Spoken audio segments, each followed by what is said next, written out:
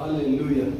ದೇವರ ನಾಮಕ್ಕೆ ಸ್ತೋತ್ರವಾಗಲಿ. ನಾವು ವಾಕ್ಯ ಹೋಗುವಾಗ ಯೇಸು ಇವತ್ತು ನಮ್ಮ ಜೊತೆ ಏನು ಮಾತಾಡುವಂತರಾಗಿದ್ದಾರೆ, ಆತನ ಪ್ರಸನ್ನತೆ ನಿಮ್ಮ ಮೇಲೆ ಯಾವ ರೀತಿಯಾಗಿ ಕಾಯಲ್ಪಡ್ತಾ ಇದೆ, ಯೇಸು ಅನ್ನುವ ಪದ ಯಾವ ರೀತಿಯಾಗಿ ಉಚ್ಚರಿಸಲಾಗಿದೆ ಅಂತ ಹೇಳಿ ನಾವು ನೋಡುವಂತರಾಗಿದ್ದೇವೆ. ಅದೇ ರೀತಿಯಾಗಿ ದೇವರು ನಮ್ಮನ್ನು ಯಾವ ರೀತಿಯಾಗಿ ಪರೀಕ್ಷಿಸುತ್ತಾನೆ ಮತ್ತು ದೇವರ ಕಾರ್ಯ ನಮಗೆ ಒಪ್ಪಿಸಿದಾಗ ಆತನು ನಮಗಾಗಿ ಎಷ್ಟೆಲ್ಲ ಶ್ರಮೆ ಪಡುವಂತನಾಗಿದ್ದಾರೆ, ನಮಗೆ ಎಷ್ಟಾಗಿ ಕಾಯುವಂತ ದೇವರಾಗಿದೆ ಅಂತ ಹೇಳಿ ಒಂದು ವಾಕ್ಯವನ್ನು ನೋಡುವಂತರಾಗಿದ್ದೇವೆ. ಅದಕ್ಕಾಗಿ ಯೇಸು ಮಾಡಿದ ಅದ್ಭುತ ಕಾರ್ಯಗಳಲ್ಲಿ ನಾವು ನೋಡಲ್ಪಡ್ತೇವೆ. ಎಷ್ಟೆಲ್ಲ ಅದ್ಭುತ ಕಾರ್ಯಗಳು ಮಾಡಿದ ಯೇಸು, ಮಿರಕಲ್ಸ್ ಮಾಡಿದ, ವಂಡರ್ಸ್ ಮಾಡಿದ, ನಾವು ಎಷ್ಟೆಲ್ಲ ಸೂಚಕ ಕಾರ್ಯಗಳು, ಮಹತ್ವ ಕಾರ್ಯಗಳು, ಅದ್ಭುತ ಕಾರ್ಯಗಳು, ನನ್ನ ರೋಗಗಳನ್ನು ಬಿಡಿಸಿದ. ಅದು ಅಲ್ಲದೆ ಎಷ್ಟು ಜನರಿಗೆ ಆಶ್ರಯ ಆಗಿದೆ ಯೇಸು. ಯಾಕಂದ್ರೆ ಆತನು ಬರುವುದು ಎದಕ್ಕಾಗಿದೆ ಅಲ್ಲಿ, ನಮ್ಮ ಪಾಪಗಳನ್ನು ಆತನು ಹೊತ್ತುಕೊಳ್ಳುವುದಕ್ಕಾಗಿ ಬಂದಿದ. ನಮ್ಮ ಪಾಪದ ದಶೆಯನ್ನು ಮೀರಿಸಿ ಆತನು ಪಾಪ ಸ್ವರೂಪಿಯಾಗಿ ಹೋಗಿದ. ಆದರೆ ದೇವರಿಗೊತ್ತು ಏನಾಗಿದ್ದಾನೆ, ಆತನು ನಾವು ದೇವರೊಂದಿಗೆ ಯಾತಕ್ಕಾಗಿ ಕರೆಯಬೇಕು, ಆತನಿಗೆ ಯಾವ ಸ್ಥಾನ ಬೇಕಾದರೆ ಆತನು ಮಾಡಿದ ಕಾರ್ಯಗಳೇನು ನಾವು ನೋಡ್ತೇವೆ. ಹಳೆ ಒಡಂಬಡಿಕೆಯಿಂದ ಇಸಾಯನ ಪುಸ್ತಕದಲ್ಲಿ ನಾವು ನೋಡ್ತೇವೆ.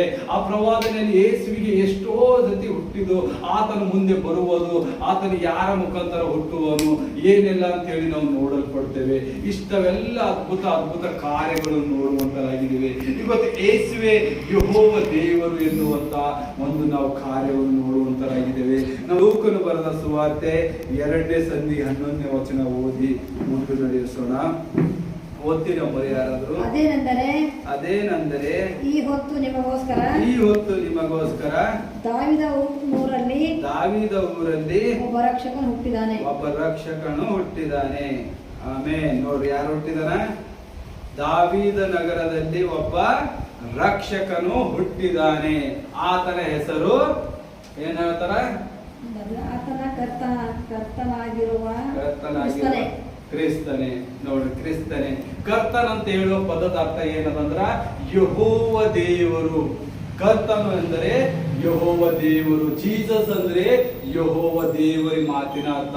ಇಲ್ಲಿ ಗ್ರೀಕ್ ಭಾಷೆಯಲ್ಲಿ ಕುರಿಯೋಸ್ ಅಂತ ಹೇಳಿ ಬರೆಯಲ್ಪಟ್ಟಿದೆ. ಇದರ ಅರ್ಥ ಕರ್ತನು, ಕರ್ತನಾದ ದೇವರು. ಕರ್ತನು ಅಂದ್ರೆ ಯೆಹೋವ ದೇವರನ್ನು ನಾವು ನೋಡ್ತೇವೆ. 1,000ಕ್ಕಿಂತ ಹೆಚ್ಚಾಗಿ ಯೆಹೋವ ದೇವರು ಅಂತ ಹೇಳಿ ಕರೆಯಲ್ಪಟ್ಟಿದೆ. ಈ ಅರ್ಥಿನ ಅಸ್ತ್ರ ಏನು? ದೇವರು ಏನಾಗಿದ್ದಾರೆ, ತನ್ನ ಸ್ವರೂಪವನ್ನು ಏನ್ ಮಾಡ್ದ, ಭೂಮಿ ಮೇಲೆ ತರಲ್ಪಟ್ಟ. ಯೇಸು ಕ್ರಿಸ್ತನ ಮೂಲಕ ತಾನೇ ಆ ಸ್ವರೂಪವನ್ನು ನಾವು ಇಲ್ಲಿ ನೋಡುವಂತದಾಗಿದ್ದೇವೆ. ನಾವು ನೋಡ್ತೇವೆ. ಅದೇ ಒಂದು ಸಂಧಿಯಲ್ಲಿ ನೋಡ್ರಿ, 1ನೇ ವಚನ 43ನೇ ವಚನದಲ್ಲಿ ದೇವದೂತರು ಕಡೆ ಏನ್ ಹೇಳ್ತದ, ಈತನು ಕರ್ತನಾದ ಕ್ರಿಸ್ತನು ಅಂತ ಹೇಳಿ ಹೇಳಲ್ಪಡ್ತದೆ. ಯಾಕೆ ದೂತ, ಆ ಏಂಜಲ್ಗಳು ಯಾಕೆ ಹೇಳಿದರು ಯೇಸುವಿಗೆ ಕರ್ತನ್ ಅಂತ ಹೇಳಿ? ಕರ್ತನ ಹೆಸರು ಅಂದ್ರೆ ಏನು? ಯೆಹೋವನು, ಯೆಹೋವ ದೇವರು. ಮತ್ತೆ ಕರ್ತನು, ಈ ಕರ್ತನು ಅಂದ್ರೆ ಯೆಹೋವ ದೇವರು. ಇಂಗ್ಲಿಷ್ ಅಲ್ಲಿ ಲಾರ್ಡ್ ಅಂತ ಹೇಳಲ್ಪಡ್ತದೆ. ಕರ್ತನು ಅಂದ್ರೆ ಲಾರ್ಡ್. ಅದೇ ಒಂದು ದೇವರ ಸಮ್ಮುಖದಲ್ಲಿ ಜೀಸಸ್ಗೆ ಬರೆಯಲ್ಪಟ್ಟಿದೆ ಲಾರ್ಡ್. ಯಾವಾಗ ದೇವರು ಹುಟ್ಟಲ್ಕಿಂತ ಮೊದಲು ಮತ್ತು ಹುಟ್ಟಲ್ಕಿಂತ ಹಿಂದೆ ನಾವು ನೋಡ್ತೇವೆ. ಈ ಕೋರಿಯಸ್ ಎನ್ನುವ ಪದ ಗ್ರೀಕ್ ಪದದಿಂದ ಬಳಸಲಾಗಿದೆ. ಇದು ದೇವರಲ್ಲಿ ಹಳೆ ಒಡಂಬಡಿಕೆಯಲ್ಲಿ ನಾವು ಉಪಯೋಗಿಸಲಾಗಿದೆ. ಇದು ನಾವು ನೋಡ್ತೇವೆ.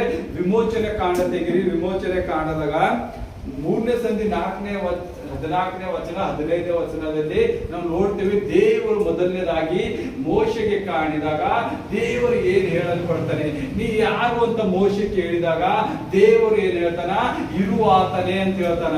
ಅಂದ್ರೆ ನಾನು ಇರುವಾತನೇ ಅಂದ್ರೆ ಎಲ್ಲವನ್ನು ನಾನೇ ಸೃಷ್ಟಿಸಿದ್ದೇನೆ, ನಾನೇ ಇರುವಂತನು ಅಂತ ಹೇಳಿದಾಗ ಆ ಮಾತಿನ ಅರ್ಥ ಏನಾಯ್ತು? ದೇವರು ಹೇಳಿದ್ದು ಕರ್ತನು, ಯೆಹೋವ ದೇವರು. ಸಿಗ್ತಾ? ಹಳೆ ಒಡಂಬಡಿಕೆಯಲ್ಲಿ ಸಿಕ್ಕಿಲ್ಲ. ನಾನೇ ಬರುತ್ತೇವೆ. 3ನೇ ಸಂಧಿ 14ನೇ ವಚನ.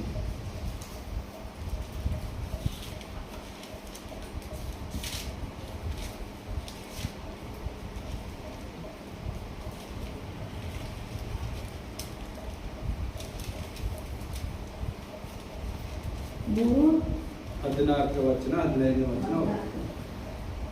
ಅದಕ್ಕೆ ನಾನೇನು ಉತ್ತರ ಕೊಡಬೇಕು ಎನ್ನಲು ದೇವರು ಅವನಿಗೆ ಇರುವಾತನೇ ಆಗಿದ್ದಾನೆ. ಯಾರು? ಇರುವಾತನೇ ಆಗಿದ್ದಾನೆ. ಈ ಇರುವಾತನೇ ಯಾರ? ಯೆಹೋವ ದೇವರು ಅಂದ್ರೆ ಕರ್ತನ ಲಾರ್ಡ್. ಇದೇ ನಾವು ಮತ್ತೆ ನೋಡ್ತೇವೆ. ಈ ದೇವದೂತರು ಏನಂತ ಕರೆಯಲ್ಪಡ್ತಾರೆ, ಅಲ್ಲಿ ಯೇಸು ಕ್ರಿಸ್ತನ ಏನೆಂದು ಕರೆಯಿದನು ನೋಡಿರಿ. ನಾವು ಮತ್ತಾಯನು ಬರೆದ ಸುವಾರ್ತೆ ನೋಡ್ರಿ 22ನೇ ಸಂಧಿ 41-45 ಹೋದ್ರಿ. ದೇವರಿಗೆ ದೇವದೂತರು ಏನಂತ ಕರೆಯಲ್ಪಡ್ತಾನ, ಕರ್ತನು ಅಂತ ಹೇಳಿ ಕರೆಯಲ್ಪಡ್ತಾನ. ಕರ್ತನಾದ ರಕ್ಷಕನು ನಿಮಗಾಗಿ ಹುಟ್ಟಿದನಂತ ಹೇಳಲ್ಪಡ್ತಾನ. ಯಾಕ ದೇವದೂತರ ಬಾಯಿಂದ ಮೊದಲನೇದಾಗಿ ಹೇಳಿಸಿದ ಅಂದ್ರೆ, ಆತನೇ ಆ ಸ್ವರೂಪವನ್ನು ಕಾಳಿದನು. ಯೆಹೋವ ದೇವರು ಮತ್ತೆ ಯೇಸು ಕ್ರಿಸ್ತನ ಸ್ವರೂಪನಾಗಿ ಈ ಭೂಮಿ ಮೇಲೆ ಬಂದಿದ. ಪವಿತ್ರಾತ್ಮ ದೇವರು ಆತನ ಜೊತೆ ಇಳಿದು ಬಂದಿದ. ನಾವು ನೋಡುವಂತರಾಗಿದೆ. ಯೆಹೋವ ದೇವರು ಮತ್ತು ಅವರ ಅವತಾರವು ಒಂದೇ ಆಗಿದೆ, ಎರಡು. ಇದರಲ್ಲಿ ಯಾವ ಸಂದೇಹ ಇಲ್ಲ. ನಾವು ಚೆನ್ನಾಗಿ ಇದು ಓದ್ಬೇಕಾದ್ರೆ ನೋಡ್ರಿ, ಇರುವಾತನೇ ಆಗಿದ್ದೇನೆ, ನೀನು ಇಸ್ರಾಯೇಲರಿಗೆ ಇರುವಾತನೇ ಎಂದು ನನ್ನನ್ನು ನಿಮ್ಮ ಬಳಿಗೆ ಕಳುಹಿಸಿದನೆಂದು ಹೇಳಬೇಕು ಅಂತ ನೋಡಿ. ದೇವರು ಏನ್ ಹೇಳ್ತಾನೆ ಮೋಶೆಗೆ, ಇರುವಾತನು. ಯಾರು ಇರುವಾತನು? ನಿಮ್ಮ ಮಧ್ಯದಲ್ಲಿ ಇರುವಾತನು ಅದೇ ಯೇಸು ಕ್ರಿಸ್ತ. ಯಾರು ಮಾಡ್ದ ಯೇಸು ಕ್ರಿಸ್ತ? ಆ ಮುಳ್ಳಿನ ಪದೆಯಲ್ಲಿ ಉರಿಯುವಾಗ ದೇವರು ಏನ್ ಹೇಳ್ತಾನ, ಆಯಾಮ್ ಅಂತ ಹೇಳ್ತಾನೆ. ನಾನೇ, ನಾನು. ಯಾರು ನೀ ಅಂತ ಕೇಳಿದಾಗ ನಾನು ಇದ್ದಿದೆ ಅಂತ ಹೇಳ್ತಾನೆ ದೇವರು. ಆಗ ಅದೋನಿ ಅಂತ ಹೇಳಲ್ಪಡ್ತದ ಕರ್ತನು, ಯೆಹೋವ ದೇವರು ಅಂತ ಹೇಳಿ ಉಚ್ಚರಿಸ್ತದ. ಯಾರು ನಾನು ಮತ್ತೆ ಇರುವಾತನ ಮತ್ತ ಇದು ಅಡೋನಿ ಅಂತ ಹೇಳಿ ಬರ್ತಾರೆ. ಎಲ್ಲ ಕರ್ತನು. ಯಾರು ಬಂದಿದ್ದರು? ಯೇಸು ಕ್ರಿಸ್ತನ. ಯೆಹೋವನ ದೂತನು ಅಂತ ಹೇಳಿ ಬರೆಯಲ್ಪಟ್ಟಿತ್ತು. ಅಲ್ಲಿ ಯೆಹೋವನ ದೂತನು ಮುಳ್ಳಿನ ಪದೆಯಲ್ಲಿ ಉರಿಯುವಾಗ ಮೋಶೆಗೆ ಕರೆದು, ಮೋಶೆ ಅಂದಾಗ ಮೋಶೆ ಕೇಳಿದಾಗ ನೀನು ಯಾರು ಅಂತ, ನಾನು ಅಂತ ಹೇಳಲ್ಪಡ್ತಾನೆ. ಆಯಾಮ್ ಅಂತ ಹೇಳ್ತಾನೆ ದೇವರು. ಆಯಾಮ್ ಅಂದಾಗ ನಾನು, ಅದೇ ಕರ್ತನು. ಯಾರು ಬಂದಿದ್ರು? ಯೇಸು ಕ್ರಿಸ್ತನು ನಮಗಾಗಿ ಲೋಕದಿಂದ. ಯಾರ ಮುಖಾಂತರ? ತಂದೆಯಾದ ಯೆಹೋವನ ಮೂಲಕ. ಯೇಸು ಕ್ರಿಸ್ತನು ಆತನ ಸ್ವರೂಪವಾಗಿ ಬಂದಿದ. ತಂದೆ, ಮಗ, ಪವಿತ್ರಾತ್ಮ ಈ ತ್ರಾಯಕ ದೇವರಲ್ಲಿ ನಾವು ಬಲವಾಗಿ ಕಾರ್ಯ ನೋಡ್ತೇವೆ. ನಾವು ಮತ್ತೆ 22ನೇ ಸಂಧಿ 41-45 ಹೋದ್ರ ಬರೆಯಲ್ಲಿ ಸಿಕ್ಕುದಿಲ್ಲ.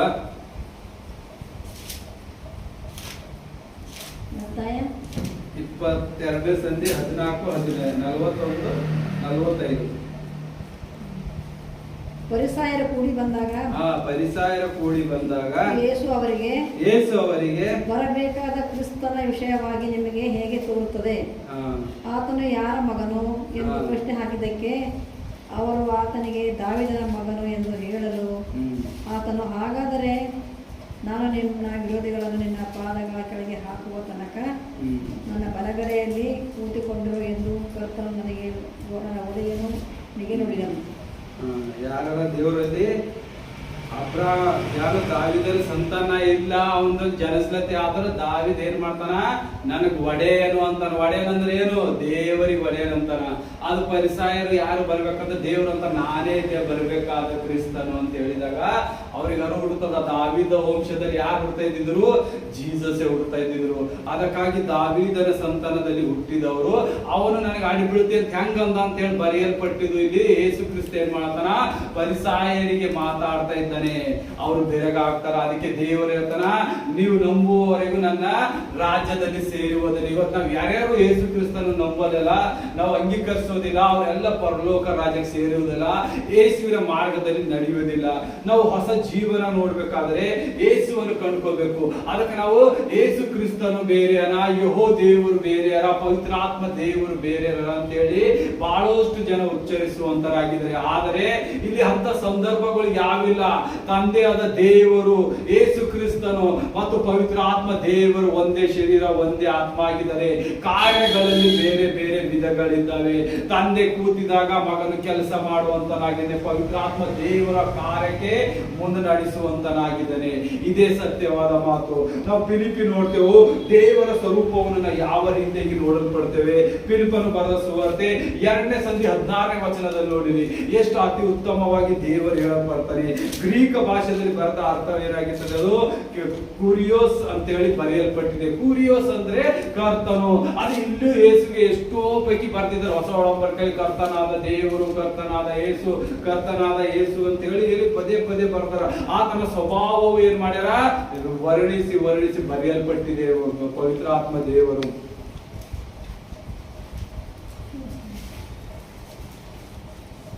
ಸಿಕ್ಕಿದ್ರಿಂದ ಮೊರೆ ಫಿಲಿಪ್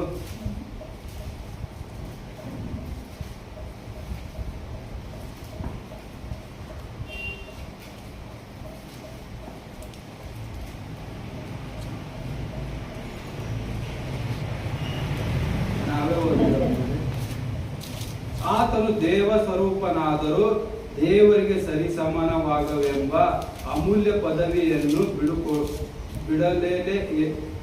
ಬಿಡಲೇನೇನು ಎಂದೆಣಿಸದೆ ಆತನನ್ನು ಬರಿದು ಮಾಡಿಕೊಂಡು ದಾಸನ ರೂಪವನ್ನು ಧರಿಸಿಕೊಂಡು ಮನುಷ್ಯರಿಗೆ, ಯಾಕಂದ್ರ ದೇವರಿಗೆ ಬದಲೇ ಮಹಿಮೆ ಕೊಟ್ಟ ಯೇಸು, ಅದಕ್ಕೆ ದೇವ ಸ್ವರೂಪನ ಆದರೂ ದೇವರಿಗೆ ಏನ್ ಮಾಡ್ದಾತು ಮೊರೆ ಇಟ್ಟದ. ಯಾಕಂದ್ರೆ ದೇವರಲ್ಲಿ ಭಯ ಇಕ್ಕಿದ ಯೇಸು. ನಾವು ತಂದೆಗೆ ಕೇಳುವುದಕ್ಕಿಂತ ಯೇಸುವನ್ನು ಕೇಳ್ತೇವೆ, ಆದ್ರೆ ತಂದೆಗೆ ಯಾರು ವಿಜ್ಞಾಪನೆ ಮಾಡ್ತಾರ? ಯೇಸು ಕ್ರಿಸ್ತನ್ ನೋಡ್ತೇವೆ. ನಾವು ಹೀಗೆ ನೋಡುವಾಗ ದೇವರ ಕಾರ್ಯಗಳು ನೋಡಲು ಕೊಡ್ತೇವೆ. ಅದೇ ಯೇಸು ಏನ್ ಮಾಡ್ತಾರ? ಈ ನಮ್ಮ ಅಬ್ರಾಹ್ಮನನ್ನು ಏನ್ ಮಾಡ್ತಾನ? ಪರೀಕ್ಷಿಸುವಂತನಾಗಿದ್ದಾನೆ. ಯಾಕಂದ್ರೆ ಅಬ್ರಾಹ್ಮನಿಗೆ ಇಷ್ಟೆಲ್ಲ ಮಮತೆ ಮಾಡ್ತಾನಲ್ಲ, ಒಂದು ಗೆಳೆಯನ ತರ ನೋಡುವಂತನಾಗಿದ್ದಾನೆ. ಅವಾಗ ಯೇಸು ಕ್ರಿಸ್ತರು ಏನ್ ಮಾಡ್ತಾರ? ಆತನಿಗೆ ಸಂತಾನ ನಿನಗೆ ಸೌಭಾಗ್ಯ ಆಗ್ತದ ಅಂತ ಹೇಳಿ ಆತನ ಗುಡಾರದಲ್ಲಿ ಬಂದು ದೇವದೂತರ ಸೋದಮ್ ಗೋಮರ್ ಪಟ್ಟಣವನ್ನು ನಾಶ ಮಾಡುವುದಕ್ಕೆ ಬಂದಾಗ ಆತನ ಮನೆಯಲ್ಲಿ ಇಳ್ಕೊಂಡು ಆತನಿಗೆ ಅಬ್ರಾಹ್ಮನ ಉಪಚಾರ ಮಾಡಿದಾಗ ಅಲ್ಲಿ ಯೇಸು ಕ್ರಿಸ್ತನು ಆತನಿಗೆ ವಾಗ್ದಾನ ಮಾಡ್ತಾನೆ. ಅಲ್ಲಿ ಬರೆಯಲ್ಪಡ್ತದೆ, ಯೆಹೋವನ ದೂತನು ಬಂದಿದ್ದನು. ಯೆಹೋವನ ದೂತನು ಅಂದ್ರೆ ಯೇಸು ಕ್ರಿಸ್ತನಲ್ಲಿ ಬಂದಿದ. ಅವಾಗ ಆತನು ಏನ್ ಮಾಡ್ತಾನೆ? ಉಪಚಾರ ಮಾಡಿದಾಗ ಆತನಿಗೆ ಅಭಿಷೇಕ ಕೊಡಲ್ಪಡ್ತಾನೆ. ಇವತ್ತು ನೀವು ದೇವರಿಗೆ ಎಲ್ಲೆಲ್ಲಿ ಹೋಗಿ ನೀವು ಪ್ರಾರ್ಥಿಸ್ತೀರಲ್ಲ, ಪ್ರಾರ್ಥನೆ ಮಾಡಿದಾಗ ದೇವರು ನಿಮ್ಮನ್ನು ಅಭಿಷೇಕಿಸುವಂತನಾಗಿದ್ದಾನೆ. ಹಳೆ ಒಡಂಬಡಿಕೆಯಲ್ಲಿ ದೇವರು ಬರ್ತಾ ಇದ್ದ, ಹೊಸ ಒಡಂಬಡಿಕೆಯಲ್ಲಿ ನಿಮ್ಮಲ್ಲೇ ವಾಸ ಮಾಡುವಂತನಾಗಿದ್ದಾನೆ. ಹಳೆ ಒಡಂಬಡಿಕೆಯಲ್ಲಿ ನೋಡ್ತೇವೆ ದೇವರ ಆತ್ಮ ಚಲಿಸ್ತಾ ಇದ್ದಿತ್ತು, ಮತ್ತೆ ಹೋಗಲ್ಪಡ್ತಾ ಇದ್ದಿತ್ತು ಪರಲೋಕಕ್ಕೆ. ಆದರೆ ಯೇಸು ಕ್ರಿಸ್ತನು ಹುಟ್ಟಿದಾಗ, ಹುಟ್ಟಿನಿಂದ ಇಲ್ಲಿವರೆಗೆ 2000 ವರ್ಷಗಳು ಮುಗಿದರು. ಆವಾಗಿನಿಂದ ಇಲ್ಲಿವರೆಗೆ ಪವಿತ್ರ ಆತ್ಮ ದೇವರು ನಿಮ್ಮಲ್ಲಿದ್ದಾನೆ. ನೀವು ಎಷ್ಟು ಕಷ್ಟದಲ್ಲಿದ್ದೀರಿ, ಎಷ್ಟು ದುಃಖದಲ್ಲಿದ್ದೀರಿ, ಎಲ್ಲವನ್ನು ಯೇಸು ನೋಡುವಂತನಾಗಿದ್ದಾನೆ. ಆದರೆ ನಮಗೆ ನಿಜವಾದ ಮಾರ್ಗ ತಿಳಿಯದೆ, ನಾವು ನಿಜವಾದ ಸತ್ಯವನ್ನು ತಿಳಿಯದೆ ಏನ್ ಮಾಡ್ತೇವೆ? ದೇವರಿಗೆ ಮೊರೆ ಇಡ್ತೇವೆ. ಏನಂತ? ಯೇಸುವೆ ನನ್ನ ಕಷ್ಟ ದೂರ ಮಾಡು, ಮತ್ತೆ ಪಾಪ ಮಾಡ್ತೇವೆ. ಯೇಸುವೆ ನಮ್ಮ ರೋಗ ದೂರ ಮಾಡು, ಮತ್ತೆ ಶಾಪದಲ್ಲಿ ಬೀಳ್ತೇವೆ. ಯಾಕ? ನಾವು ನಮ್ಮ ಬೈಬಲ್ ಓದಿಲ್ಲ, ನಾವು ಸತ್ಯವೇದ ಕರೆಕ್ಟ್ ಆಗಿ ಪ್ರಯಾಣ ಮಾಡಿಲ್ಲ. ದೇವರ ಮಾತು ಏನಾಡ್ತಾನ? ನಮ್ಗೆ ಯಾಕಾಗಿ ರೋಗಗಳು ಬರ್ತಾವ? ಯಾಕೆ ರೋಗಗಳು ಪದೇ ಪದೇ ಬರ್ತಾ ಇದ್ದಾವ? ಎಲ್ಲಿಂದ? ನಾವು ಸಾಟರ್ಡೆ ನಾವು ಫ್ರೈಡೆ ನೋಡಿದ್ದೇವೆ, ಪಿತೃಗಳ ದೋಷ, ಜನರೇಷನ್ ಬೈ ಜನರೇಷನ್ ಪಾಪಗಳು ಬರೋದು ನೋಡುವಂತರಾಗಿದ್ದೇವೆ. ಆದರೆ ಇಲ್ಲಿ ನೋಡ್ರಿ, ಅಬ್ರಾಹಂ, ಇಸಾಕ್, ಯಾಕೋಬ 3 ಜನರೇಷನ್ ಅಲ್ಲಿ ದೇವರ ಆಶೀರ್ವಾದವನ್ನು ನೋಡುವ ಾಗಿದ್ದೇವೆ. 3ನೇದು ಮುಗಿದ ನಂತರ ಆಶೀರ್ವಾದ ಕಾಣಲ್ಪಡ್ತದೆ ಆತನ 4ನೇ ಮಗನಾದ ಯೋಷಪ್ಪನ ಮೇಲೆ. ಯೋಷಪ್ಪನ ಮೇಲಿಂದ ಮುಗ್ದಿದ ಆಶೀರ್ವಾದ ಎಲ್ಲಿಗೆ ಹೋಯ್ತು? ಡೈರೆಕ್ಟ್ ಆಗಿ ಎಲ್ಲಿಗೆ ಬಂತು? ಮೋಶೆಯ ಮೇಲೆ ಬಂತು. ಯಾಕೆ ಬಂತು? ಅಷ್ಟು ಗ್ಯಾಪ್ ಯಾಕಾಯ್ತು? 420 ವರ್ಷ ಗ್ಯಾಪ್ ಆಯ್ತು. ಯಾಕಂದ್ರೆ ಅಲ್ಲಿ ದೇವರಿಗೆ ಹೇಸಿಗೆ ಬರುವಂತ ಕೆಲಸಗಳು ಮಾಡಲ್ಪಟ್ಟಿದ ಯೇಷಪ್ಪನ ಮಕ್ಕಳೆಲ್ಲ. ಅಂದ್ರೆ ದೇವರಿಗೆ ವಿಧೇಯತೆ ಬಿಟ್ಟು, ದೇವರನ್ನೇ ಸ್ತುತಿಸೋದು ಬಿಟ್ಟು, ಆ ದೇವರ ಮಾಡಿದ ಪ್ರೊಫೆಸಿ ನೆರವೇರೋದಕ್ಕಾಗಿ ಏನಾಯ್ತು? ಈ 420 ವರ್ಷ ಗ್ಯಾಪ್ ಆಯ್ತು. ಅಲ್ಲಿ ಅಬ್ರಾಹ್ಮನ ನೋಡುತ್ತೇವೆ, ಆತನಿಗೆ ವಾಗ್ದಾನ ಮಾಡಿದ ಪ್ರಕಾರ ಅವನ ಅಸಂಖ್ಯವಾದ ಆತನ ಮಕ್ಕಳು ಹುಟ್ಟಲ್ಪಡ್ತಾರ ಆ ಸಂತಾನದಲ್ಲಿ. ಯಾರು? ಯೇಸು ಕ್ರಿಸ್ತನು ವಾಗ್ದಾನ ಮಾಡಿದ ಏನು? ಈ ವರ್ಷ ಬರುವ ವರ್ಷ ನಿನಗೆ ಗಂಡು ಮಗು ಹುಟ್ಟುವುದು. ಆದರೆ ಅಲ್ಲಿ ಅಭಿಷೇಕಳಾದ ಸಾರಾಳಲು ಇರ್ತಾನೆ. ಆ ಅಭಿಷೇಕ ಹೊಂದಿದ ಅಬ್ರಾಹ್ಮನ ಇರ್ತಾನೆ. ಅಬ್ರಾಹ್ಮನ ಮನಪೂರ್ವಕವಾಗಿ ನಂಬಿರ್ತಾನೆ. ಆದರೆ ಸಾರಾಳು ನಂಬುವುದಿಲ್ಲ. ಅವಳು ನಗುವಂತಳಾಗಿದ್ದಾಳೆ. ಓ ನನ್ನ ಏಜ್ 90 ಇಯರ್ಸ್, ನನಗೆ ಎಲ್ಲಿ ಮಕ್ಕಳಾಗ್ತವ? ಇವ್ರು ಏನ್ ಮಾತಾಡ್ತಾರ ಅಂತ ಒಳಗೆ ನಕ್ಕಿದಾಗ ದೇವರ ಆತ್ಮಕ್ಕೆ ಮಾತಾಡ್ತದ, ನಗ ಬೇಡ, ನಿನ್ನನ್ನು ಮುಂದೆ ಮಾಡ್ತೇನೆ ನಾನು. ಎಲ್ಲ ಅಸಾಧ್ಯ, ಮನುಷ್ಯರಿಂದ ಅಸಾಧ್ಯ ಇದೆಲ್ಲ ಏನ್ ಮಾಡ್ತೆ? ದೇವರಿಗೆ ಅಸಾಧ್ಯ ಅದ. ಇವತ್ತು ನಿಮ್ಮ ರೋಗ, ಚಿಂತೆ, ಸಾಲ, ಭಾರ, ಏನೇನೋ ಒಂದೊಂದು ಚಿಂತೆಗಳ ಒಳಗೆ ಬೀಳ್ತಿರಲ್ಲ, ದೇವರು ಎಲ್ಲ ತೆಗಿತೀನಿ ಅಂತ ಹೇಳ್ತಾನ. ಯಾವ ಮೂಲಕ? ನಂಬಿಕೆ ಮೂಲಕ. ನೀವು ನಂಬಿಕೆ ಮಾಡುವಲ್ಲ, ನೀವು ಪ್ರಾರ್ಥನೆ ಕೇಳುವುದಿಲ್ಲ. ಯೇಸುವೆ ಈ ವಾಕ್ಯದ ಮೂಲಕ ನೀವು ನೋಡಿದಿರಿ, ಆ ಒಂದು ಯಾರು ಸೌಲನು ಪಾಪ ಮಾಡಿದಕ್ಕಾಗಿ ಅವನ ಮಕ್ಕಳ ಮೇಲೆ ಪಾಪ ಬಂತು. ಈ ಕೆಲಸ ಮಾಡಿದ, ಅವನು ಒಳ್ಳೆ ಕೆಲಸ ಮಾಡಿದ. ಆದರೆ ಅವನ ಮಕ್ಕಳು ಪಾಪ ಮಾಡಿದ್ರಿಂದ ಏನಿಗೆ ಕಷ್ಟ ಬಂತು. ಯಾಕೆ ಬಂತು? ಸರಿಯಾಗಿ ಓದಿಲ್ಲ, ಸರಿಯಾಗಿ ವಿಧೇಯತೆ ಇಲ್ಲ ದೇವರಿಗೆ. 10 ವರ್ಷದ ಚಿಕ್ಕ ಮಗು ಆಗಿದ್ದ ಸಾಮುವೇಲನು ಏನ್ ಮಾಡ್ತಾನ? ಪ್ರವಾದನೆ ನುಡಿಯಲ್ಪಡ್ತಾನ. ದೇವರು ಅಷ್ಟು ಜನರಲ್ಲಿ ಆ ಚಿಕ್ಕ ಮಗನನ್ನು ಆರಿಸಲ್ಪಡ್ತಾನೆ. ಅದಕ್ಕಾಗಿ ಆ ತಾಯಿ ಏನ್ ಮಾಡ್ತಾಳ, ಅವಳು ಆತನಿಗೆ ದೇವರ ಸನ್ನಿಧಿಯಲ್ಲಿ ಒಪ್ಪಿಸುತ್ತೇನೆ, ನಿನ್ನ ರಾಜ್ಯಕ್ಕೆ ಒಪ್ಪಿಸ್ತೆ ಅಂದಾಗ ದೇವರ ಹೃದಯ ಏನಾಯ್ತು, ಹರ್ಷದಿಂದ ಉಲ್ಲಾಸ ಉಳ್ತು. ಯಾಕಂದ್ರೆ ಈಕೆಯು ಸೇವೆಯಲ್ಲಿ ತನ್ನ ಮಗನನ್ನು ನನಗಾಗಿ ಒಪ್ಪಿಸ್ತೆ ಅಂತ ಹೇಳಿ ದೊಡ್ಡಾದ ತೀರ್ಮಾನ ತಗೊಳ್ಪಟ್ಟಿದ್ದಾಳೆ. ಅದು ಬಲಿಯ ಕುಡಿಯುವುದು ನಿಲ್ಲಿಸಿದ ನಂತರ ನಾನು ಹೋಗಿ ನಿನ್ನ ದೇವಾಲಯದಲ್ಲಿ ನಿನಗೆ ಅರ್ಪಿಸುತ್ತೇನೆ ದೇವರೇ ಅಂತ ಹೇಳ್ತಾರೆ. ಈ ಜನರೇಷನ್ ಅಲ್ಲಿ ಯಾರ ದೇವರಿಗೆ ವಾಕ್ಯ ಹೇಳುವವರಿಗೆ ಹೇಸುತ್ತಾರ, ದೇವರಿಗೆ ಮಾತಾಡುವವರಿಗೆ ಹೇಸುವಂತ ಜನರಾಗಿದ್ದಾರೆ. ನಾನು ಕ್ರಿಶ್ಚಿಯನ್ ಅಂತ ಹೇಳ್ಕೊಳ್ಳುವ ನಾಚಿಕೆ ಬರ್ತಾರ, ಯೇಸು ಕ್ರಿಸ್ತನ ನಮ್ಮ ರಕ್ಷಕನ ಅಂತ ಹೇಳ್ಕೊಳ್ಳಕ್ ನಾಚಿಕೆ ಬರ್ತಾರ. ಇಲ್ಲಂದ್ರೆ ಯಾರಾದ್ರೂ ಜನರು ನಮ್ಗೆ ಹುಡಿತಾರೆ ಅನ್ನೋ ಕ್ರಿಶ್ಚಿಯನ್ ಅಂತ ಹೇಳಿ ಹೇಳ್ಕೊಳ್ಳುವವರು ಯಾರಿಲ್ಲ. ಯಾಕಂದ್ರೆ ಭಯದ ಆತ್ಮ, ಇದೆಲ್ಲವೂ ಏನದ, ಭಯದ ಆತ್ಮ ನಮಗೆ ಕಟ್ಟಾಕಲ್ಪಟ್ಟಿದೆ. ಈ ಭಯದ ಆತ್ಮ ಏನಾಗ್ತದ, ಮೊದಲು ಒಂದು ಭಯದಲ್ಲಿ ಆಗ್ತದ, ಎರಡನೇದು ಮತ್ತೆ ನಿಮ್ಗೆ ಏನ್ ಮಾಡ್ತದ, ಸಮಸ್ಯೆಗಳು ಹಾಕ್ತದ, ಮೂರನೇದಾಗಿ ನಿಮಗೆ ದೊರೆತನ ಮಾಡ್ತದ. ದೊರೆತನ ಅಂದ್ರ ನಿಮ್ಮನ್ನು ನೀವೇ ಏನ್ ಮಾಡ್ತೀರಿ, ಅಂಜುವಂತರಾಗಿದ್ದೀರಿ. ಅದು ಒಲಿಗೆ ಹೋಗ್ಬೇಡ, ನಿಂಗೆ ಯಾರ ಮಾಡ್ತಾರ ನೋಡು, ಇಲ್ಲಿಗೆ ಹೋಗ್ಬೇಡ, ಅವ್ರ ಬಳಿ ಯಾರ ಮಾಡ್ತಾರ ನೋಡು, ಈ ಪಾಸ್ಟರ್ ಬಳಿಗೆ ಹೋಗ್ಬೇಡ, ಅಲ್ಲಿ ಹೋಗ್ಬೇಡ, ಇಲ್ಲಿ ಹೋಗ್ಬೇಡ, ನಿಮಗೆ ದೊರೆತನ ಮಾಡಿ ಮಾಡಿ ಮಾಡಿ ನಿಮ್ಮ ಗತಿ ಏನ್ ಮಾಡ್ತದ, ಲಾಸ್ಟ್ ಮರಣಕ್ಕೆ ತರುವಂತದಾಗಿದೆ. ಯಾಕಂದ್ರೆ ದೇವರ ವಾಕ್ಯವೇ ನಾವು ನೋಡಿಲ್ಲ. ನಾವು ನೋಡ್ತೇವೆ ಇಲ್ಲಿ ಈ ನೋಡಿ ಜನಸಿಸ್ ತೆಗಿರಿ, ಆದಿಕಾಂಡ 22ನೇ ಸಂಧಿ 11ನೇ ತೆಗಿರಿ. ಅಬ್ರಾಹ್ಮನಿಗೆ ದೇವ್ರು ಏನ್ ಮಾಡ್ತಾನ, ನಿನ್ನ ಮಗನನ್ನು ತಗೋ, ಯಜ್ಞ ಮಾಡಕ್ ಒಯ್ಯಿ, ಏನು ಮೋರಿಯ ದೇಶಕ್ಕೆ ಹೋಗು, ಅಲ್ಲೊಂದು ಬೆಟ್ಟ ಹೇಳ್ತೆ, ಆ ಬೆಟ್ಟದ ಮೇಲೆ ಹೋಗಿ ನಿನ್ನ ಮಗನಿಗೆ ಸರ್ವಾಂಗ ಹೋಮಗಾಗಿ ನನಗೆ ಅರ್ಪಿಸು ಅಂತ ಹೇಳ್ತಾನೆ ಯೇಸು ಕ್ರಿಸ್ತ. ಹೇಳ್ದಾಗ ಏನ್ ಮಾಡ್ತಾನ, ಅಬ್ರಾಹ್ಮ ಏನಂತಾನ, ನೋಡಿ ನಾನ್ ದೇವ್ರೇ ನನಗೆ ಈಗರ ಕೊಟ್ಟಿದಿ, 100 ವರ್ಷದ ಒಂದು ಮಗನಿಗೆ ಹುಟ್ಟಿಸಿದಿ, ಅದಕ್ಕಿಂತ ಪೈಲೆ ಇದ್ದ ಇಸ್ಮಾಯಿಲು ಆ ಒಂದು ದಾಸಿದ ಹುಟ್ಟಿದಕ್ಕಾಗಿ ದೇವರು ಏನ್ ಮಾಡ್ದ, ಆತನಿಗೆ ಆರಿಸಲ್ಪಟ್ಟಿಲ್ಲ. ದೇವರ ಕಡೆಯಿಂದ ಪವಿತ್ರತೆಯಿಂದ ಹುಟ್ಟಿದ ಇಸಾಕನನ್ನು ಆರಿಸಲ್ಪಟ್ಟಿದ ದೇವರು. ಆದರೂ ಇಲ್ಲಿ ಎಷ್ಟು ಪ್ರಯೋಗ ಮಾಡ್ತಾ ಇದ್ದಾನೆ, ಆತನು ದೇವರಿಗೆ ಗೆಳೆಯನಾಗಿದ್ದ, ದೇವರ ಮಾರ್ಗದಲ್ಲಿ ನಡೀತಿದ ಅಬ್ರಾಹ್ಮನು. ಆದರೂ ದೇವರು ಯಾಕೆ ಆತನನ್ನು ಪರೀಕ್ಷಿಸಿದ ನೋಡಿರಿ. ಇವತ್ತು ನಿಮಗೆ ಇಷ್ಟೆಲ್ಲ ದೇವರು ಸೌಭಾಗ್ಯವನ್ನು ಕೊಡ್ತಾ ಇದ್ದಾನೆ, ಎಷ್ಟೆಲ್ಲ ಆಶೀರ್ವಾದ ಕೊಡ್ತಾ ಇದ್ದಾನೆ, ಆದ್ರೆ ನಾವ್ ಏನ್ ಮಾಡ್ತಾ ಇದ್ದೇವು, ನಂಬಿಕೆ ಇಲ್ಲ. ದೇವರು ಹೇಳ್ತಾನೆ ಹೊಸ ಒಡಂಬಡಿಕೆಯಲ್ಲಿ, ನನ್ನನ್ನು ಕೂಗಿರಿ, ನಾನು ಮಧ್ಯದಲ್ಲೇ ಇದ್ದಿದ್ದೇನೆ, ನನ್ನನ್ನು ಕೇಳಿಸಿರಿ, ನಿಮ್ಮ ಆ ಮಾತಿಂದ ನನ್ನ ಗಂಟಲು ತೆರೆದಾನೆ ಹೇಳ್ರಿ, ಖಾಲಿ ನಾ ಬರ್ತೇನೆ, ನಿಮ್ಮ ಮನಸ್ಸಿನ ಆಲೋಚನೆಗಳು ನನ್ನ ಕೂನದ, ನಿಮಗೆ ಏನ್ ಬೇಕಾಗಿದೆ ಎಲ್ಲ ಕೂನಾಗ್ಯದ. ಆದ್ರೆ ನಿಮ್ಮ ಸುತ್ತ ಇದ್ದ ದುಷ್ಟಾತ್ಮವನ್ನು ಏನ್ ಮಾಡ್ರಿ, ನೀವು ಜಯಿಸುವಂತ ಕಾರ್ಯ ಕಲೀರಿ ಅಂತ ಹೇಳ್ತಾನೆ ದೇವರು. ಅದಕ್ಕಾಗಿ ದೇವರು ನಿಮಗಾಗಿ ದಾರಿಯನ್ನು ಕಾಯುತ್ತಾ ಇರ್ತಾನೆ. ಅದನ್ನ ನಾವೇನ್ ಮಾಡ್ತೇವೆ, ದೇವರಿಗೆ ಹೇಸಿಗೆ ಬರುವ ಕೆಲಸ ಮಾಡ್ಕೋತಾ, ಆತನಿಗೆ ಆ ವಿಧೇಯತೆ ಮಾಡ್ಕೋತಾ ಹೋಗ್ತೇವೆ. ಆತನ ದೇವ ಸ್ವರೂಪರಾದರೂ ಯಾರು ನಂಬೋದಿಲ್ಲ, ಆತನ ಸತ್ಯತೆಗಳು ನೋಡ್ತಾ ಇಲ್ಲ. ಈಗ ಯಾರು ಮಿರಕಲ್ಸ್, ಆತನ ವಂಡರ್ಸ್ ಗಳಿಗೆ ಭಯ ಪಡ್ತಾ ಇಲ್ಲ. ಯಾಕಂದ್ರೆ ಆತನಿಗೆ ಭಯ ಹುಟ್ಟಿಸುವ ದುಷ್ಟಾತ್ಮವು ಸೈತಾನನ ಏನ್ ಮಾಡ್ತಾ ಇದ್ದಾನೆ, ಹಾಸ್ಪಿಟಲ್ ಅಲ್ಲಿ ಅವರದೇ ಆದ ಚಿಕಿತ್ಸೆಯಲ್ಲಿ ಹೆಚ್ಚಾಗಿದೆ. ಆದರೆ ದೇವರಿಗೆ ಮೊರೆ ಇಕ್ಕಿ ಪ್ರಾರ್ಥನೆ ಮಾಡೋದಿಲ್ಲ.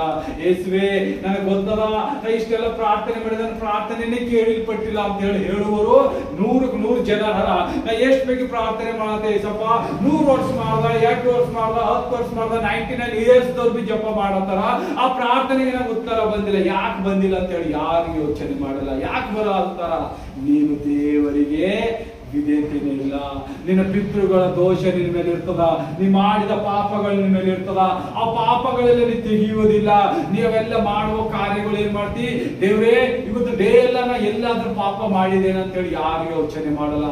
ಪಾಪ ಮಾಡಿ ಏನ್ ಹೇಳ್ತಾರ, ನಾನು ಎಲ್ಲ ಒಳ್ಳೆದೇ ಮಾಡಿದೆ, ಇದೆಲ್ಲ ದುನಿಯಾದಲ್ಲಿ ನಡೀತಾ ಇದ್ದದ, ಇದು ನಾರ್ಮಲ್ ಅದ ಅಂತ ಹೇಳಲ್ಪಡುವಂಥದ್ದು ಸೈತಾನ್ ಇದೆ. ಇಲ್ಲ, ದೇವರ ರಾಜ್ಯದಲ್ಲಿ ಒಂದು ಸಣ್ಣ ಸಣ್ಣ ಕಾರ್ಯಗಳು ಮಾಡಿದರೂ ಅದು ದೇವರಿಗೆ ಹೇಸಿಗೆ ಬರುದದ. ಓದ್ರಿ ಅಮ್ಮ 22ನೇ ಸಂಧಿ 11ನೇ ಜೆನೆಸಿಸ್, ಆದಿಕಾಂಡ.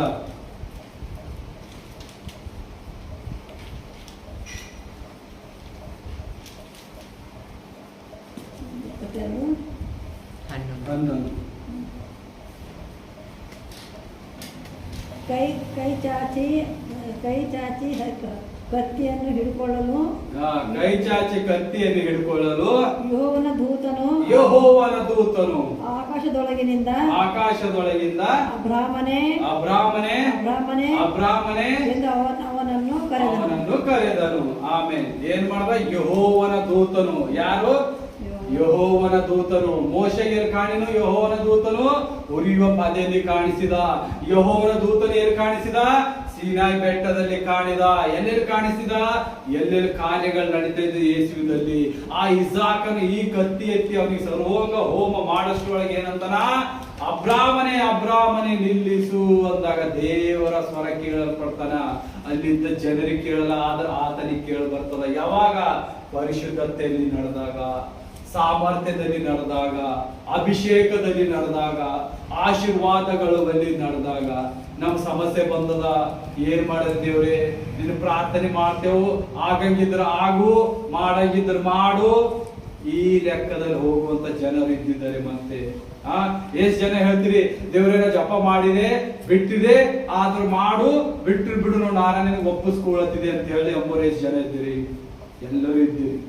ಅದೇ ಪಾಪ ಅದ. ದೇವ್ರೇನ್ ಹೇಳ್ತಾನ? ನಂಬಿಕೆಯಿಂದ ಕೇಳು, ಕೊಡುತ್ತೆ. ವಾಕ್ಯದ ಬರೆದದ, ತಟ್ಟಿರಿ ತೆರಿತೆ, ಹುಡುಕಿರಿ ಸಿಗುತ್ತದ, ಕೇಳಿರಿ ಕೊಡುತ್ತೆ. ಯಾರಿಗೂ ಕೇಳತಿಲ್ಲ. ಯಾಕಂದ್ರೆ ಎರಡು ಮನಸ್ಸು, ಒಂದು ಸೈತಾನದಲ್ಲದ, ಒಂದು ಯೇಸುವಿನ ಕಡೆ. ದೇವರೇನ್ ಹೇಳ್ತಾನ? ಎರಡು ಮನಸ್ಸುಳ್ಳವನು ರಾಜ್ಯಕ್ಕೆ ಸೇರುವುದಿಲ್ಲ. ದೇವರ ಮಾರ್ಗದಲ್ಲಿ ನಡಿಬೇಕಾದ್ರೆ ಒಂದೇ ಒಂದು ಮಾರ್ಗ ನಡಿಬೇಕು, ಯೇಸುವಿನ ಮೇಲೆ ನಡಿಬೇಕು. ಇವತ್ತು ನಿನಗೆ ಸಮಸ್ಯೆ ಬಂದಿರ್ಬೇಕು, ಚಿಂತೆ ಬಂದಿರ್ಬೇಕು, ದುಃಖ ಬಂದಿರ್ಬೇಕು. ನೀವು 1 ತಿಂಗಳು ಮಾಡ್ದಿ, 2 ತಿಂಗಳು ಜಪ ಮಾಡಿ, ಕಾರ್ಯ ಆಗ್ಲತ್ತಿಲ್ಲ ಅಂದ್ರ ನಾನೇ ಎಲ್ಲೋ ತಪ್ಪು ಹೋಗಿದ್ದೇನೆ, ಎಲ್ಲೋ ಪಾಪ ಮಾಡ್ತಾ ಇದ್ದೆ. ಇನ್ನ ನನ್ನ ಹಳೆ ಪಾಪಗಳ ಶಾಪಗಳು ನನ್ನ ತಲೆ ಮೇಲೆ ಉಡಾಡ್ತಿರ್ಬೇಕು. ನನ್ನ ತಂದೆ ತಾಯಿ ಮಾಡಿರ್ಬೋದು, ನನ್ನ ಗಂಡ ಮಾಡಿರ್ಬೇಕು, ನನ್ನ ಮಕ್ಕಳು ಮಾಡಿರ್ಬೇಕು. ಇವತ್ತು ಇಷ್ಟು ಬಡತನ ಬಂದಿರ್ಬೋದು, ಇಷ್ಟೆಲ್ಲ ಕಷ್ಟಗಳು ನನ್ಗೆ ಉಂಟವ. ನಾ ಮಾಡಿದ್ದೆ ಮಾಡತ್ತಿದೆ, ಆದ್ರೂ ಒಂದು ಓದು ಸಕ್ಸಸ್ ಆಗ್ತಾ ಇಲ್ಲ ಅಂದ್ರ ನಮ್ಮ ಪಿತೃಗಳ ದೋಷಗಳಿರ್ತಾವ, ನಮ್ಮ ಶಾಪ ಪಾಪಗಳು ನಮ್ಮ ಮೇಲೆ ಉಡಾಡ್ತಾವ. ಯೇಸುವಿಗೆ ಕೈ ಎತ್ತಿ ಕಣ್ಣೀರಿನಿಂದ ಪ್ರಾರ್ಥನೆ ಮಾಡ್ಬೇಕು. ಯೇಸುವೆ, ನೀನು ಹೇಳಿದಲ್ಲ, ನಿನ್ನ ಪಿತೃಗಳ ದೋಷ ನಾನು ತೆಗಿತೇನೆ. ಯೆಶಾಯದಲ್ಲಿ ಬರ್ದಾರ ದೇವರು, ಮತ್ತೆ ಜೆರೆಮೀಯದಲ್ಲಿ ಬರ್ದಾರ ದೇವರು ಏನಂತ? ನೀನು ಮನಪೂರ್ವಕವಾಗಿ ನನ್ನನ್ನು ಅಂಗೀಕರಿಸಿದಾಗ ನಾನು ನಿನ್ನ ಪಿತೃಗಳ ದೋಷವನ್ನು ತೆಗೆಯಲ್ಪಡುತ್ತೇನೆ. ಆಮೇಲೆ ನೋಡಿ ಏನಂದನ? ನಿಮ್ಮ ಪಿತೃಗಳ ದೋಷ ತೆಗೆದಾಗ ನೀವು ಉದ್ಧಾರವಾಗುವಂತರಾಗಿದ್ರಿ, ದೇವರ ಮಾರ್ಗಕ್ಕೆ ನಡೀತೀರಿ. ನಾವು ಇನ್ನೊಂದು ಹಳೆ ಮತ್ತೆ ವಾಕ್ಯ ಹೇಳಿದ, ಯೆಹೋಶುವನೆಂಬುವರು ಜಕರಿಯ ಪುಸ್ತಕದಲ್ಲಿದ್ದಾನೆ. ಆತನಿಗೆ ಏನ್ ಮಾಡ್ತದ? ಸೈತಾನನು ಬಂದಿ ನಿನ್ನ ಹಳೆ ಬಟ್ಟೆಗಳು ನೋಡ್ಕೊಂತ ಹೇಳಲು ಬರೆಯಲ್ಪಟ್ಟಿದೆ. ಆದ್ರೆ ಯೆಹೋವನ ದೂತನು ಬಂದಿ ಅದರ ಸರಿ ಖಡ್ಗದಿಂದ ಯುದ್ಧವಾಡಿದ ಕೂಡಿಸಿ ಆ ಯೆಹೋಶುವನಿಗೆ ಏನ್ ಮಾಡ್ತಾನ? ಹೊಸ ಬಟ್ಟೆ ಕೊಡಲ್ಪಡ್ತದೆ. ಅಂದರೆ ಹಳೆ ಬಟ್ಟೆ ಅಂದ್ರೆ ನಮ್ಮ ಹಳೆ ಪಾಪಗಳು, ಕರ್ಜಸ್ಗಳು ಏನೇನ್ ಮಾಡಿದಲ್ಲ ಯೆಹೋಶುವ ಯಾಜಕನು, ಅವನು ಯಾಜಕನಾಗುವಾಗ, ಮಹಾಯಾಜಕನಾಗುವಾಗ ಸೈತಾನನು ಬಂದು ಅವನನ್ನು ಕಾಡಿಸುತ್ತಾ ಇತ್ತು. ನೋಡು, ನಿನ್ನ ಹಳೆ ಪಾಪ, ನೀ ಹೆಂಗ್ ದೇವರಿಗೆ ಪ್ರಾರ್ಥನೆ ಮಾಡ್ತಿ, ನೀ ಹೆಂಗ್ ಜನರಿಗೆ ಆಶೀರ್ವಾದ ಮಾಡ್ತಿ ಮಹಾಯಾಜಕನಾಗ. ಆದರೆ ದೇವರೇನ್ ಮಾಡ್ದ?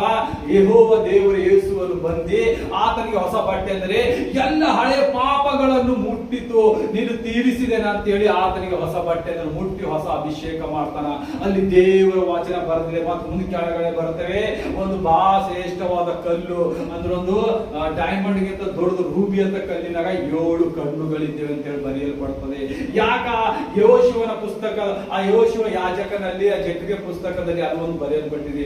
ದೇವರು 7 ಸ್ವರೂಪವಾಗಿದ್ದಾನೆ, 7 ಅದೃಷ್ಟವಾದ ದೇವರಾಗಿದ್ದಾನೆ.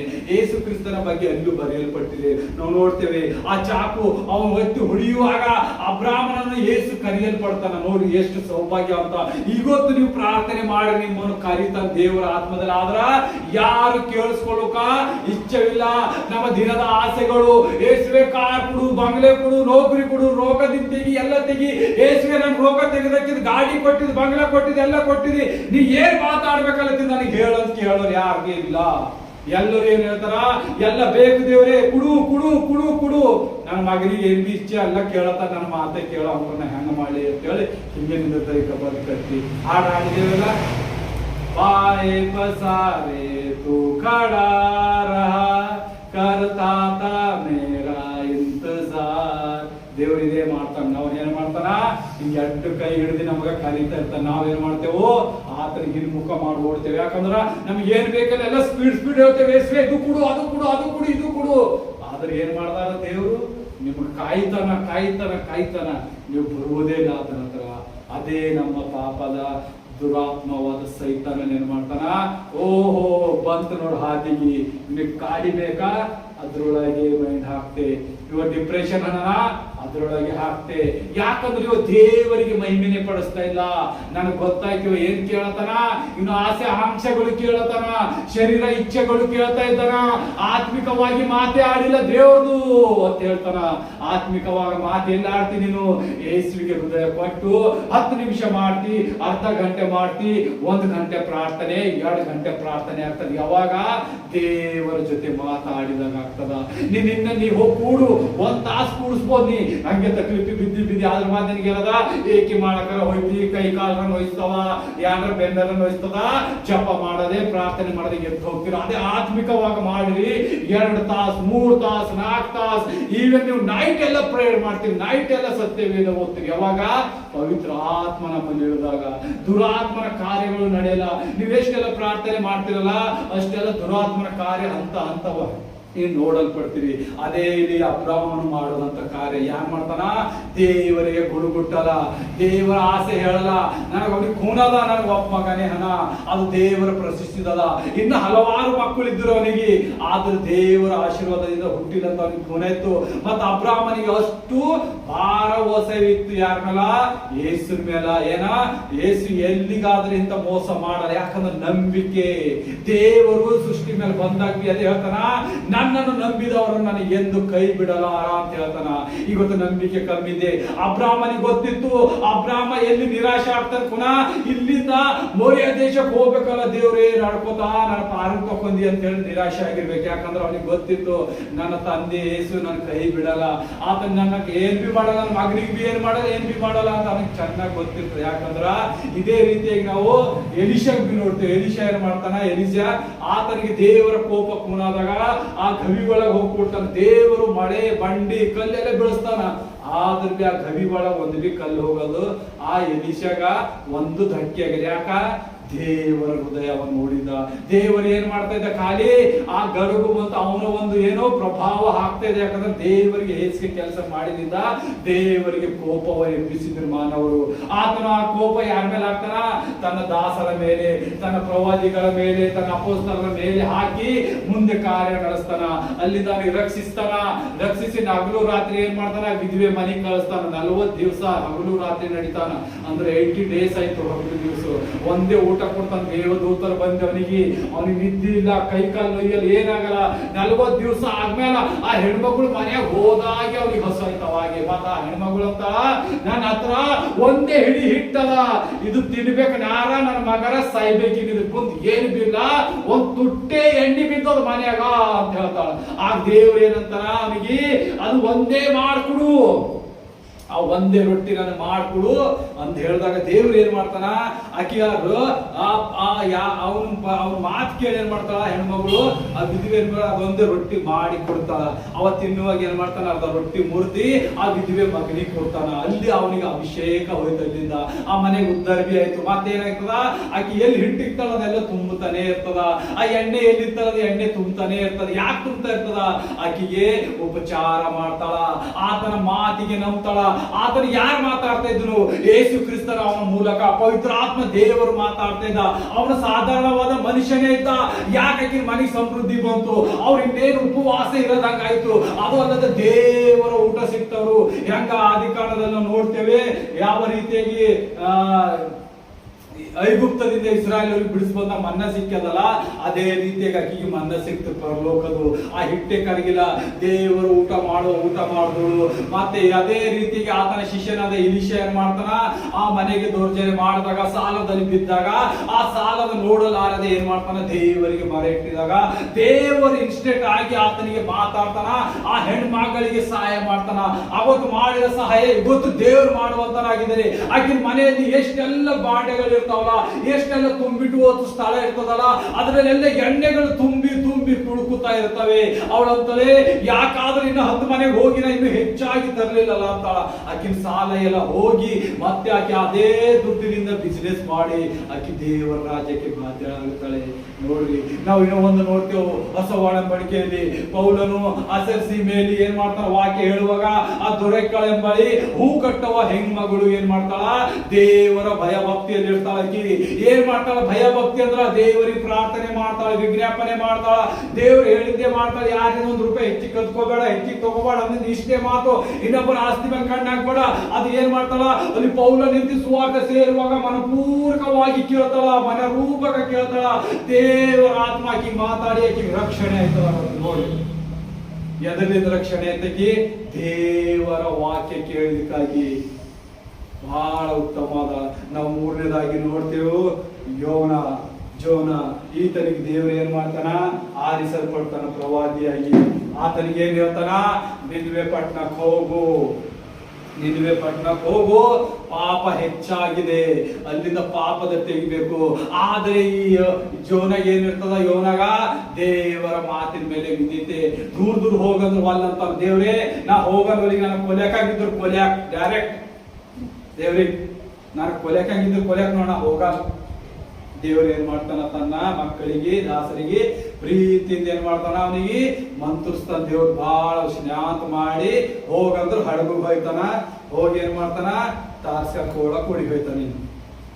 ಯೋಪದೇಶದಲ್ಲಿ ಹಿಡಿತಾನ, ತಾರ್ಸಿ ಓಳಕ್ ಹಿಡಿತಾನ. ಐತನಲ್ಲಿ ದೇವರ ಆತ್ಮ ಸುಮ್ಮನೆ ಇರ್ತದ. ಆ ಇದ್ದಿದ್ದ ನದಿ ಸಮುದ್ರ ಎಲ್ಲ ಡೋಣಿಗೆ ಅಲ್ಲೋಲ ಕಲ್ಲೋಲ ಮಾಡಾಕ್ತಾನ ಪೂರ. ಆಗ ಎದು ಬರ್ತಾನ ಹೊರಗಿಂದ ಒಳಗಿನ ಟೋಪಿ ಒಳ ಮಂಗಿನ ಹೊರಗೆ ಬಂದಿ. ಯಾ ದೇವ್ರಿಗೆ ಏನ್ ನೆನ್ಸ್ಬಿಡ್ರಿ, ನನ್ ದೇವ್ರನ ಆತಿದೆಲ್ಲ ಕೆಲಸ ಮಾಡ್ತಾನ, ನನ್ ಕೈ ಕಾಲ್ ಕಟ್ಟಿ ನೀರಾಗ ಬಿಡಿಸಾಕ್ರಿ. ನೋಡ್ ಒಂದ್ ಬಲವಾದ ನಂಬಿಕೆ ಅವನಿಗೆಲ್ಲ ಕೂನೆ ಇತ್ತು. ಯಾಕಂತೀನಿ ಬಾರ್ ದೇವ್ರೇ ನನ್ನ ಕೊಲ್ಯಾಕ್ ನಾ ಹೋಗಲ್ಲ ಊರಿಗೆ, ಕೊಲ್ಯಾಕ್ ಅಂತೀನಿ ಸೀದಾ. ಯಾಕ ಹಂಗಂತು ಅಂತೀರಿ ದೇವ್ರು. ಅಂದ್ರ ಮಗ ಅಂತೀವಿ ನನಗೆ ಕೊಲ್ಯಾಕ್ ನಾ ಹೋಗಲ್ಲ ಊರುಗಳಿಗೆಲ್ಲ. ಅವೆಲ್ಲ ಕೇಳಲು ಮಾತು. ನೀ ಎಲ್ಲಿ ಹೋಗೋದಿ ಯಾನ್ ಬಿ ಮಾಡಲಿ, ನೀ ಅವ್ರಿಗೆ ಕೊಲ್ಯಾಕ್ತಿ ಅಂತೀರಿ, ಕೊಲ್ಯಾಕಲಿ ಅಂತ ಸೀದಾ ಹೇಳ್ತಾನೆ ಎಲ್ಲ ದೇವ್ರಿಗೆ ಮಾತು. ಹಂಗ ಜೋನನಾಗ ನಾವು ಕೇಳಬೇಕು. ದೇವ್ರಿಗೆ ಏನ್ ಮಾಡ್ಬೇಕು? ತನ್ನ ಗೆಳೆಯನಂತೆ ದೇವರಲ್ಲಿ ಮಾತಾಡುವಂತ ಶ್ರಮೆ ಬರ್ಬೇಕು. ನಾವು ಎಂದು ಪಾಪ ಮಾಡಲೆವು, ಎಂದು ನಮ್ಮ ಹಳೆ ಪಾಪಗಳ ಮೇಲೆ ಇರಲು ನಾವು ಹೃದಯ ಶುದ್ಧವಾಗಿ ಮಾಡ್ತೇವಲ್ಲ, ದೇವರಾಗಿ ಏನ್ ಮಾಡ್ತಾನ? ಆ ಜೋನೆ ಹೆಂಗಂತ ನನ್ ಕೊಲ್ಯಾಕ ಅಂದ್ರೆ ದೇವ್ರ ಏನಂತಾನ? ಹಂಗ ಅನ್ಬೇಡು, ನಡಿ ಅಂತಾನ. ದೋಸ್ತಗ್ ಅಂದಾಗ, ಸಣ್ಣ ಮಗನಿಗೆ ಅಂದಂಗಂತ ನೀ ನಡಿ, ನಾ ಇದ್ದೇನೆ ಸರಿ ನಡಿ ಅಂತಾನ.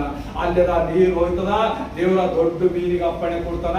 ಆ ಮೀನ್ ನುಂಗಲ್ಪಡ್ತದ ಅವನಿಗೆ 3 ದಿವಸ ಹಗಲು ರಾತ್ರಿ. ಯಾಕ? ದೇವರ ಅಗ್ನಿ ನೀರಿದಾಗ ಅವನಿಗೆ ಕಷ್ಟ ಬಂತು. ಎಷ್ಟ್ ದಿನ? 3 ದಿವಸ ಹಗಲು ರಾತ್ರಿ ಜಪ ಮಾಡ್ತಾನ. ಯಾಕಂತ ದೇವರಿಗೆ 3 ದಿವಸ ಕಷ್ಟ ಪಟ್ಟನು. ಯಾಕ? ಅಷ್ಟು ಪ್ರೀತಿ ಮಾಡ್ದ. ನನ್ನ ಕೊಲೆಕಂದ್ರೆ ಕೊಲೆಕಿನ ತರ್ಲತನದ ದೇವ್ರು. ಆದ್ರೂ ಯಾಕ? ದೇವರ ಅಗ್ನಿ ನೀರಿದ, ದೇವರ ಕೂಡಿಸಿದ. ಜಾಂಜಲಿ ಕೂಡದ್ ಬಿಟ್ಟು ಏನ್ ಮಾಡ್ದ? ಬೇರೆ ಸ್ಥಳಕ್ಕೆ ಹೋಗುವಂತೆ ಪ್ರಯತ್ನ ಪಟ್ಟ. ದೇವರಿಗೆ ಆ ವಿದ್ಯತೆ ಹೇಸಿಗೆಯಲ್ಲ. ಇದು ದೇವರಿಗೆ ನಾವು ಮೆಚ್ಚಿಗೆ ಆಗ್ಬೇಕಾದ್ರೆ ದೇವರ ಮಾರ್ಗದಲ್ಲೇ ಇರ್ಬೇಕು, ದೇವರಲ್ಲೇ ಕಾರ್ಯ ಮಾಡ್ಬೇಕು. ಇದೇ ನಮ್ದಲ್ಲ.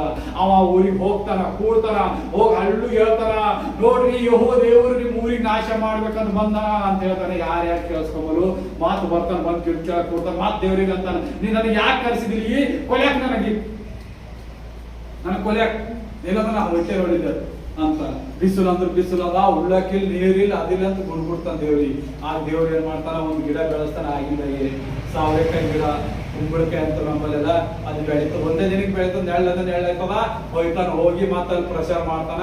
ಆಗಿ ಯಾರಿಗೂ ಹಳಾಗಿ ಹೇಳ್ತಾನ, ಗಚ್ಚಿ ಹೇಳೋದ್ ಪವಿತ್ರಾತ್ಮ ಹೇಳ್ತಾರ, ಹೇಳಲ್ಲ ಹಳ್ಳಿ ಹೇಳ್ತಾನ. ನೋಡ್ರಿ, ನಿನ್ವೆ ಪಟ್ಟಣಕ್ಕ ಇವತ್ತು ನಾಶ ಆಗದ ದೇವ್ರು ಇದು ಕಾಯ್ಲಕ ನನ್ ಕಳಿಸನ, ನಿಮ್ಗೆಲ್ಲ ಸುವಾರ್ತೆ ಸಾರ್ ಅಂತ ಹೇಳಕ್ ಬಂದಿದೆ ಅಂತ ಹೇಳ್ತಾನ. ಈ ಸುವಾರ್ತೆ ಸಾರುವುದು ನಾವು ಆದಿ ಕಾಂಡದಿಂದ ನೋಡ್ತೇವೆ. ಎಲ್ಲಿ? ನೋಹ 100 ವರ್ಷ ಸುವಾರ್ತೆ ಸಾರ್ತಾನ. ಮಳಿ ಬರ್ತದ, ಎಲ್ಲರೂ ಸಾಯ್ತೀರಿ, ದೇವ್ರ ಕಡೆ ತಿರುಗಂದ್ರ ಹುಚ್ಚಾಗ್ಯಾನ. ನೋಹನ್ ಮನೆ ಹುಚ್ಚಾಗ್ಯಾವ. ಡೋಣಿ ಕಟ್ಲತನ ಸುಳ್ಳು ಹೇಳಿ ನಾಶ ಮಾಡ್ತಾನೆ. ಹಂಗಾಗಿ ಮಾಡಿ ಆದ ದೇವರ ಯಾಕ ಆ ಊರಿಗೆ ರಕ್ಷಣೆ ಬರ್ಬೇಕಾಗಿ ಆವಾಗ ಇವ ಧೈರ್ಯ ಗಟ್ಟು ಮಾಡಿ 3ನೇ 4ನೇ ಪರ್ತಿಗೆ ಹೋಗಿ ವಾಕ್ಯ ಹೇಳ್ದಾಗ ಜನರೆಲ್ಲ ಬರ್ತಾರೋ, ಯಾರೋ ಪ್ರವಾದಿ ಬಂದನ ಈತನಂತ ಹೇಳಿ ಅದ್ರ ರಾಜ್ಯಕ್ಕೆ ಸಿಕ್ಕಿದಾಗ ರಾಜ್ಯನು ಮನಸ್ಸು ತಿರುಗಿಸ್ತಾನ. ರಾಜ್ಯ ಮನಸ್ಸು ತಿರುಗಿಸ್ತಿನ ಪ್ರಜೆ ಅಲ್ಲ, ದೇಶಕ್ಕೆ ರಕ್ಷಣೆ ಆಯ್ತು. ಅದು ಸೋದಮ್ ಗೋಮರ ನಾಶ ಆಗದೆ ಏನ್ ಮಾಡ್ದ? ಉಳಿಸಲ್ಪಟ್ಟ. ದೇವರ ಪ್ರವಾದಿ ಮೂಲಕ ಹೆಂಗ್ ಕಾರ್ಯ ಮಾಡ್ಯಾನ? ನಿಮ್ಮಲ್ಲಿ ಕಾರ್ಯ ಮಾಡುವಂತ ದೇವರಾಗಿದ್ದಾನೆ. ದೇವರಿಗೆ ಸ್ತೋತ್ರವಾಗಲಿ. ಯೇಸು ಕ್ರಿಸ್ತ ಯೆಹೋವ ದೇವರು, ಈತನು ಒಂದೇ ಸ್ವರೂಪವಾಗಿದ್ದಾನೆ. ಈತನಿಗಾಗಿ ಬೇಕಾದಷ್ಟು ವಾಕ್ಯಗಳವ, ಬೇಕಾದಷ್ಟು ಸಂಧಿಗಳವ. ಯಾರಿಗೆ ಬೇಕಾದ್ರೆ ಕಮೆಂಟ್ ಮಾಡಿ, ಎಲ್ಲರಿಗೂ ಬರೆದು ಹಾಕ್ತೇವೆ ಅಷ್ಟೆಲ್ಲ. ಯೇಸುವೆ ನಿಜವಾದ ದೇವರನ್ನ ಈ ಲೋಕದ ಮೇಲೆ ಬಂದಿನಿ ಅಂತೇಳಿ ಈ ಆಶೀರ್ವಾದ ಮಾಡಿ ದೇವರ ವಾಕ್ಯಗೆ ನಾವು ಬ್ಲೆಸ್ಸಿಂಗ್ ಪ್ರೇಯರ್ ಮಾಡೋಣ. ಎಲ್ಲರೂ ಸಭೆಯಾಗಿ ನಿಂತು ನಿಮ್ಮ ಮನಸ್ಸು ಪೂರಕವಾಗಿ ದೇವರಿಗೆ ಕೊಂಡಾಡಿರಿ. ಯೇಸುವೇ ನಿನಗೆ ಸ್ತೋತ್ರ.